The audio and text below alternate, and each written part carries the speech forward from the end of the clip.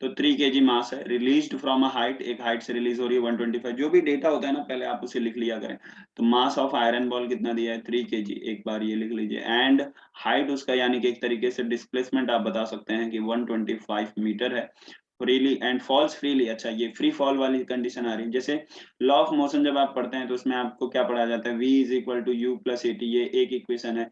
s is equal to u t plus half a t square, ये दूसरा equation है। And एक और इक्वेशन जो तीसरा वाला होता है, v square is equal to u square plus 2as। Laws of motion में ये तीनों चीजें सिखाई जाती हैं। जब फ्री फॉल होता है तो ए जो है आपका टोटली जी में कन्वर्ट हो गया होता है और इनिशियल स्पीड तो कुछ होती ही नहीं है।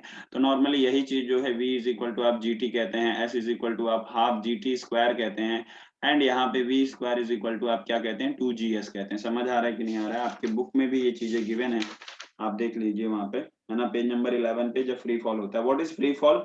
तो बिना सिर्फ ग्रेविटी के अंदर, है ना, विदाउट एनी मतलब फ्रिक्शनलेस प्लेसेस पे, जहाँ पे कोई और रेजिस्टिव फोर्स ना हो, सिर्फ ग्रेविटेशनल फोर्स लगे, तो वहां पे जो चीजें फॉल होते हैं उसको हम लोग फ्री फॉल कहते हैं। तो ये चीजें क्या हो रही हैं, फ्री फॉल में ही गिर रही हैं, फॉल्स फ्रीली, यहाँ पे ऐसा मेंशन किया है। अज्यूमिंग दैट वैल्यू ऑफ जी, आपको जी की वैल्यू भी अज्यूम कराया गया है कि 10 मीटर पर सेकंड स्क्वायर है। Calculate time taken by the ball to reach the ground, we have to in the first we have to calculate the कितना टाइम लग रहा है उसको ग्राउंड पे पहुंचने में। तो एज यू कैन सी कि s is equal to half g t square ऐसा है, या आप ये s is equal to u t plus half a t square ये वाला फॉर्मूला यूज कर लीजिए, जिसे हम न्यूटन का सेकंड लॉ कहते हैं। सो न्यूटन के सेकंड लॉ के हिसाब से बेटा s is equal to u t plus half a t square हो रहा है, समझ आ रहा है? एस की वैल्यू कितनी है आपको यहाँ पे मैंने लिखा हुआ डेटा, तो वो आप लिख दीजिए 125। स्टार्टिंग वो जीरो पे था, इनिशियल वेलोसिटी जीरो है, टाइम उसका कुछ अभी पता ही करना है आपको, तो वहां पे तो जीरो हो जाएगा। हाफ इंटू एक्सेलरेशन कितना है आपका, एक्सेलरेशन आप देख लीजिए, एक्सेलरेशन हमने निकाला नहीं है, हमको यहाँ से निकालना चाहिए एक्सेलरेशन कैसे। पहले तो आपको फिर सॉरी, एक्सेलरेशन यहाँ पे आप निकालने के लिए जरूरी नहीं, यहाँ पे ग्रेविटी ड्यू टू एक्सेलरेशन हो जाएगा, क्योंकि फ्री फॉल है तो सिर्फ जी यहाँ पे आपका 10 रख दीजिए। जी की वैल्यू आपने 10 रख दी, एंड इसके बाद जो आपका टाइम स्क्वायर है इंटू टी स्क्वायर कर दीजिए। ठीक है, अब आपका क्वेश्चन हो जाएगा। तो यहाँ पे 125 जीरो इंटू टी आपको जीरो मिलेगा, हाफ इंटू 10 और यहाँ पे टी स्क्वायर होगा। ठीक है, 2 10 जा 2 2 5 जा, तो यहाँ पे ये हो जाएगा जीरो, जीरो तो अब नहीं भी लिखोगे तो भी चलेगा, तो ये हो गया 5t square is equal to 125, 5 उधर जाएगा, 125 divide by 5 is equal to t square. Now अब आपका जो t square is equal to आप लिख सकते हो 25, है ना।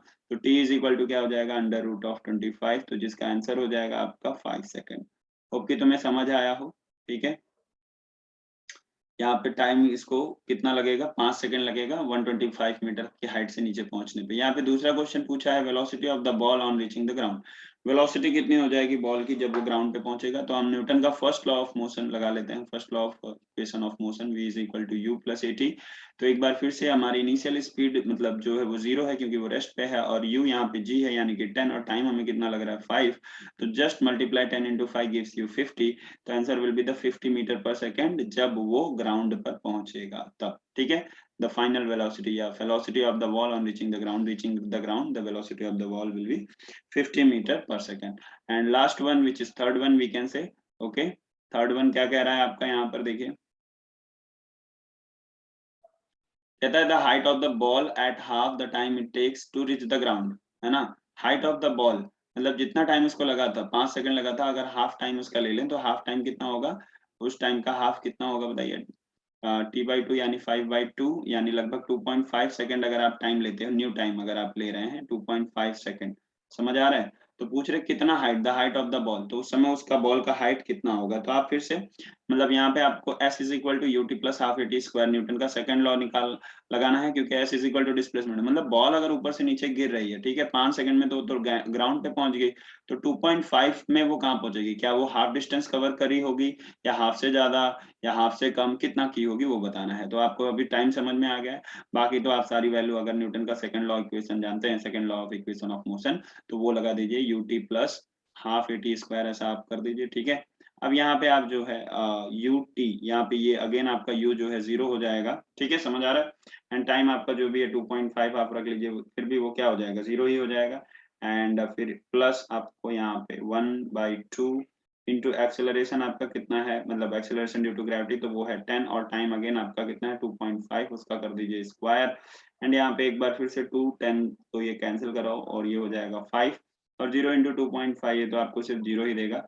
एंड प्लस ये 2.5 का स्क्वायर अगर आप कराएंगे तो 5 इंटू ये 2.5 का स्क्वायर आपको 6.25 देगा and the answer will B just multiply it once again so you will get approximately multiply करते हैं इसको 5 5 जा 30 5 5 जा 25 5 2 जा 10 2 12 5 6 जा 30 30 and 1 31 तो before two digit we have to place the decimal 31.25 metre वो कवर कर चुका होगा टोटल डिस्टेंस 125 है तो मतलब वो कुछ इतना ही यहाँ से लेकर यहाँ तक का डिस्टेंस कवर किया होगा इसको हम कह सकते हैं 31.25 मीटर होप कि आपको ये क्वेश्चन समझ में आ गया होगा मतलब इस वजह से आप कह सकते हो कि हाइट ऑफ द बॉल यहाँ पर कितना है नीचे से अगर आप चेक करेंगे तो बस आप 125 में से माइनस करा दीजिए 31.25 को तो नीचे से अगर आप हाइट चेक करेंगे तो जो आपका आ जाएगा आंसर 93.75 ठीक है होप कि तुम्हें ये क्वेश्चन समझ गया हो आगे बढ़ते हैं दूसरा क्वेश्चन देख लेते हैं एक दो क्वेश्चन और है हमारे पास ठीक है इजी है ओके एग्जाम्पल नंबर 2 अ टेनिस